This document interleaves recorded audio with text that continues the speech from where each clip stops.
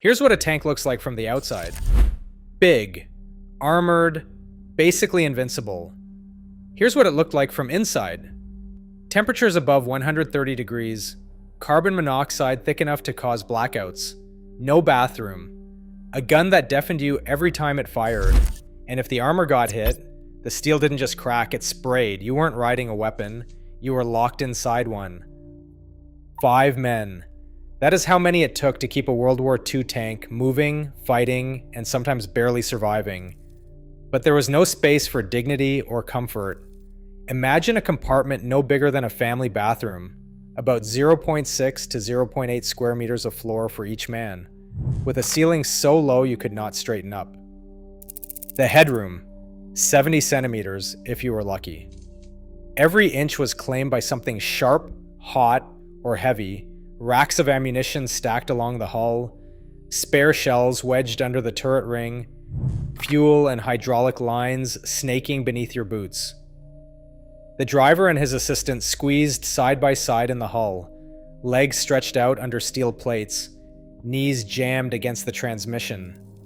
The gunner and loader perched on a narrow bench in the turret, knees and shoulders pressed together, the loader sometimes forced to reload while half standing on the gunner's lap.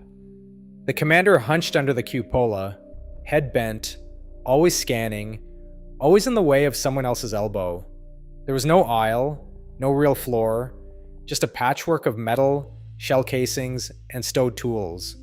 You moved by climbing over each other, stumbling on spent brass, ducking under the breech, or sliding across greasy steel. Every surface threatened to gouge, burn, or bruise. The air never cleared, the smell of cordite, oil, and sweat hung thick, and the only way out was up through a hatch barely wide enough for a single desperate man. In here, the tank was not just a weapon, it was a steel box that barely tolerated the people trapped inside. The noise inside a World War II tank never let up.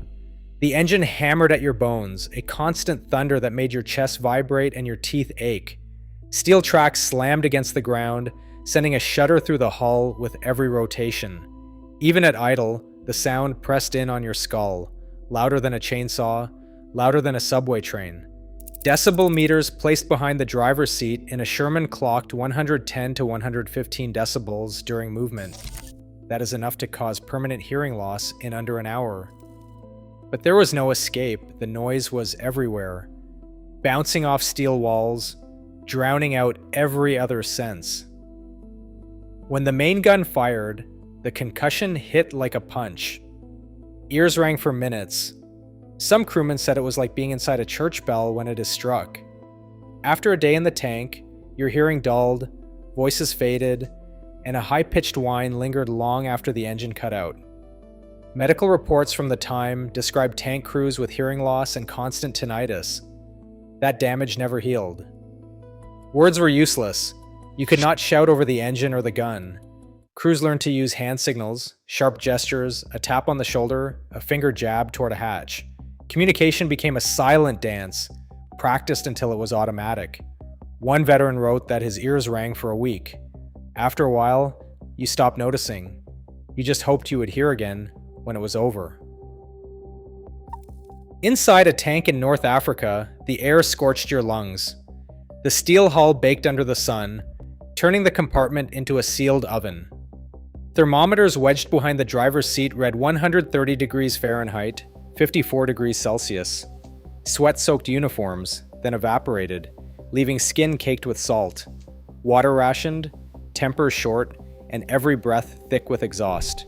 The heat warped ammunition and blistered hands that gripped metal controls. Crewmen stripped to their shorts, draping wet rags over their faces, desperate for relief. Hatches cracked open, risking sniper fire just to let the air move. On the Eastern Front, the same steel box became a freezer. Temperatures plunged to -40. Breath crystallized on the inside of the hatch. Oil thickened, engines groaned, and fingers went numb on frozen levers. The only warmth came from the running engine, so crews slept on it, ignoring the risk of carbon monoxide. Heat and cold both squeezed the margin for error. The tank punished weakness, and the environment itself became another enemy. Every shot from the main gun filled the tank with more than just noise. Invisible clouds of carbon monoxide and propellant smoke swirled through the compartment, thick and heavy, clinging to every breath. The smell of burnt powder mixed with exhaust, coating your tongue, making your head swim. Technical manuals set the safety limit for carbon monoxide at 35 parts per million. Inside a Sherman after a rapid volley, readings spiked well past that, sometimes over 80. Headaches came first, then confusion. Sometimes a crewman would slump at his post, eyes unfocused, lips turning gray, poisoned by the air he breathed. The only defense was the blower, a squat electric fan bolted to the hull, pushing stale air out at a rate the manuals measured in cubic feet per minute. But even with the fan running, the air never cleared fast enough. Crews drilled on a single, desperate routine: crack the breech, hit the blower switch, and pray the haze thinned before the next round. Judgment dulled, hands slowed, just as the enemy closed in. A single hit could turn the tank into a slaughterhouse. When an armor-piercing shell punched through the hull, it did not just make a hole, it sent a shockwave through the steel that blasted razor-sharp fragments, known as spall, ricocheting around the compartment at supersonic speed. These shards tore through flesh and bone before anyone could react. If the round struck a rack of shells or ruptured a fuel line, the real nightmare began. Ammunition cooked off in a chain reaction, each round detonating hotter and faster than the last. Within seconds, the compartment filled with fire and choking black smoke. Temperatures soared past 600 degrees Celsius. Crewmen caught inside had almost no chance. Later models tried to slow the fire with wet stowage, ammo racks surrounded by water jackets, but for most, a single breach meant a blinding flash, a roar, and then nothing. The tank, and everyone in it, simply brewed up. You feel the steel close in, the heat, the fumes, the shell waiting to ignite. War machines still demand bodies. Remember what it costs to climb inside. Share your thoughts below.